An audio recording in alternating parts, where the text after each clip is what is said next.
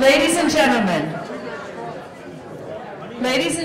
the Executive Director of the Fund for Reconciliation and Development, just back from 40th anniversary commemorations in Vietnam, John McCullough.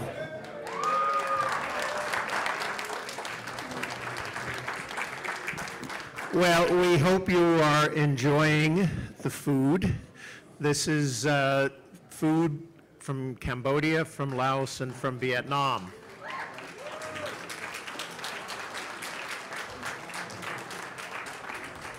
And it looks like there will be some left, so after the line finishes, feel free to have seconds.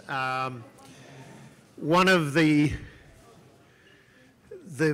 upsides of the tragedy of the war and the great costs that it had was that it changed the nature of American society, not least by the cuisine that is available to us now all over the country. And I think that we've always tried to do events involve not just the heavy lifting on politics and intellectual stuff, but also culture and the very special cuisine of the three countries. How many people here have visited Vietnam, Laos, and Cambodia? Or any one of them? Any one of them. So maybe, it's a little hard to see, but I'd guess about a third. The other 2/3 of you should do it soon. The visit to all three countries, if you can spend enough time, is really very special because you have three very different cultures and histories and cuisines. So we hope that you will do that. There's lots of tourist opportunities, and there's trips periodically that we and others do that have a Veterans for Peace just finished its annual trip. It'll be doing another one next year. We're going to do this one in July for the 20th anniversary of normalization of relations. So, but we want to have, we've had the assistance from the three embassies in finding the right restaurants in the city, and also the contribution of the Lao beer and the Vietnamese beer for our enjoyment. The Lao ambassador could not be here because they're celebrating their Lao New Year slightly off calendar, but for reasons within the Lao community, this was the best time, and he has 500 Lao Americans from all over the Northeast in his embassy, even as we speak, so there was no way they could come. But we are very happy to have two representatives of the other embassies of the Cambodian and Vietnamese embassy. The first person that will say hello is Lam Pachapor, who is the charge d'affaires, the acting ambassador, in effect, for Cambodia, because her ambassador has gone home.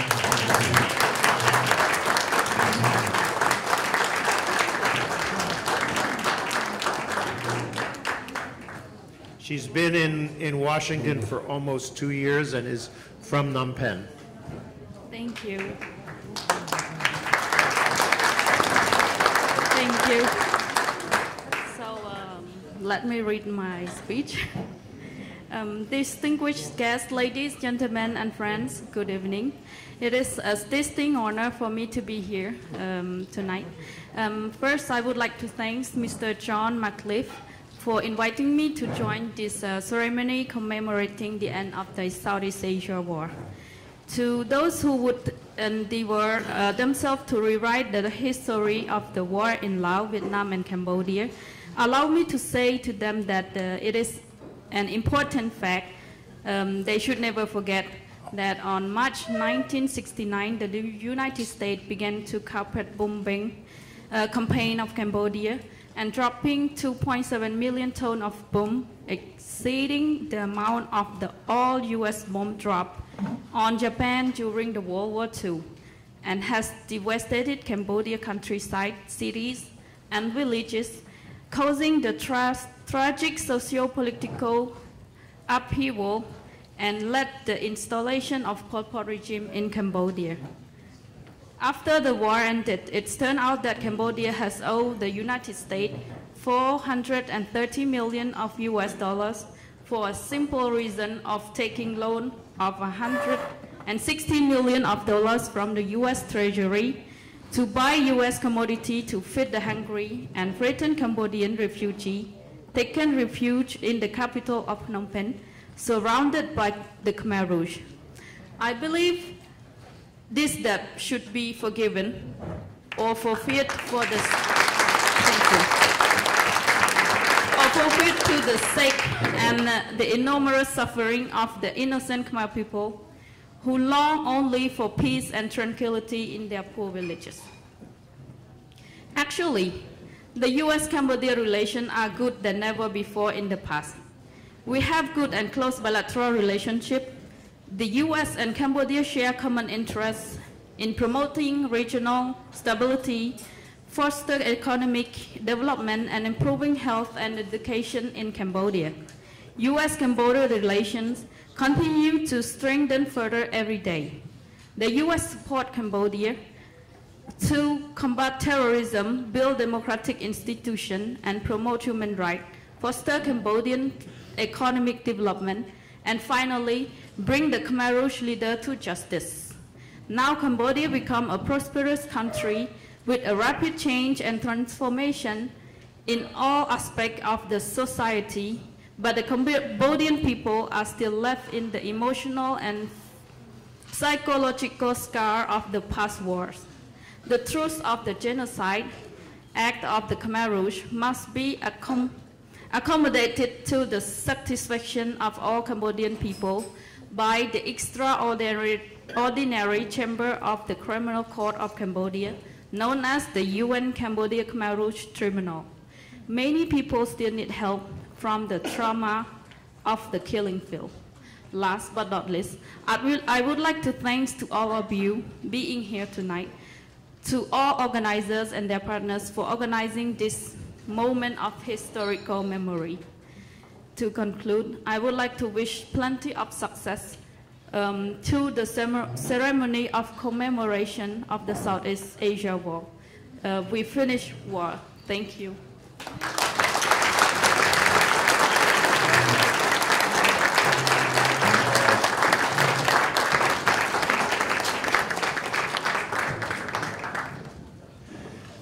Again, if you have not been to Cambodia, I mean, the problem is to really do all three countries right, you need to do a month. And that's harder for people. But because the variety of things within each country's history and culture that you can involve yourself with justifies certainly that much time. And again, the transformation that each of the countries have made in the post-war period is as important, I think, for anti-war movement people to encounter directly as it is for veterans to encounter directly, because the healing within us is partially seeing that the peoples have regained their prosperity and their sense of their nationhood. So our second speaker is Le Quang Thien, who is the economic counselor of the Embassy of Vietnam. He is a newcomer to Washington. He's been here just 3 months. His ambassador, this may be symbolic of where things are right now.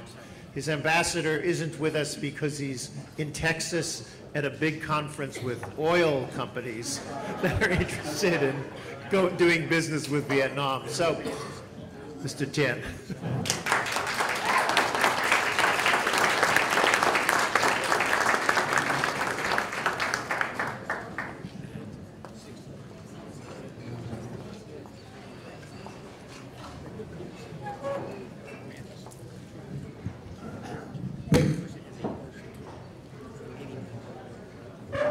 Good evening,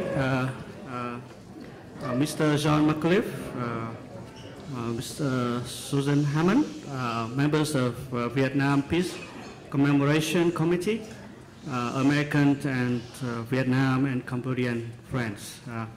I would like to thank you for Mr. Paul McAuliffe and the Vietnam Peace Commemoration Committee and friends who gave me the honor to speak in front of you today on behalf of the Vietnam Embassy in this important event, historic event in commemoration of 50 years of a peace movement of Vietnam and 40 years of the end of the war in Vietnam. I'm very moved to be here and to see a lot of long friends of Vietnam who have helped Vietnam since we were in a very, very difficult time and have been with us since the end of the war or in the up and down of time. So the war has passed for 40 years, and some members of the Vietnam peace movement has passed away. Some have been not been here for some reasons, and what I have seen here are very close friends, and I feel very moved at this moment. First, I would like to thank you for Vietnam peace movement and its members, those being here or not being here, for those you have done with your time, your energy, and your even risking to be against the government, to be to risk a career, to risk even your life to end the war, and with a very noble purpose is the peace. So for the Vietnamese, we know the best what the peace means. I was born in 1974 in the north of Vietnam, and it was very close to the end of the war. So if the war was prolonged for 1 year, 2 years, or 10 years, who knows what will happen. My family would have lost another members. My father, who was injured, he was a soldier and injured from the war, may have to enter the army again, or the Vietnamese, thousands, millions of Vietnamese families have to pay thanks for you to end the war. And we never forget what you have done to end the horrible war in Vietnam. So the second thing I would like to say is to thank you for what you have done after the war to help Vietnam. You've been with us for us to stand up again from the rubble of the war and to open Vietnam to the world, to get to make friends with the world and to normalize the relation with the United States. With effort from both sides, including contribution from friends in the Vietnam peace movement. The Vietnam and U.S. relations has gone a very long way forward. This year, the two countries will celebrate 20 years of the normalization of diplomatic relations, and this is a very important occasion to deepen our strategic comprehensive partnerships that was established in 2013. Our trade relations after the 20 years have increased 70-fold, and it is very promising at the upcoming TPP progress. The people-to-people relation has been improved. Now in the United States, there are more than 17,000 Vietnamese students studying here in the United States, and it's in the 8th number in the world. and the first number in Southeast Asia in the United States. And third, I would like to ask you for continued support and contribution to the Vietnam-U.S. relations based on the mutual respect, on independence, on shared interests, and the contribution to peace and stability in the region. I think it is the best way to honor the members of Vietnam Peace Movement and to continue our effort for stable and prolonged peace in Vietnam and Laos and Cambodia. And so it is a peace also for Vietnam and the United States. So in that spirit, I would like to have a toast for peace of the world, including Vietnam and the United States.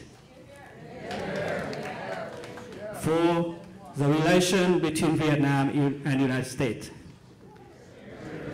For the health and happiness. Thank you very much.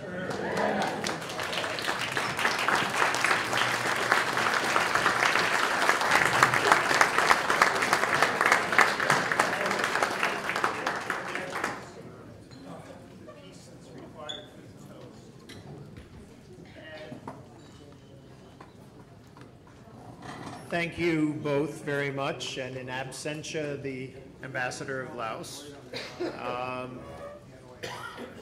To all of our countries, to the survival from a terrible experience, to a bright future and continued cooperation.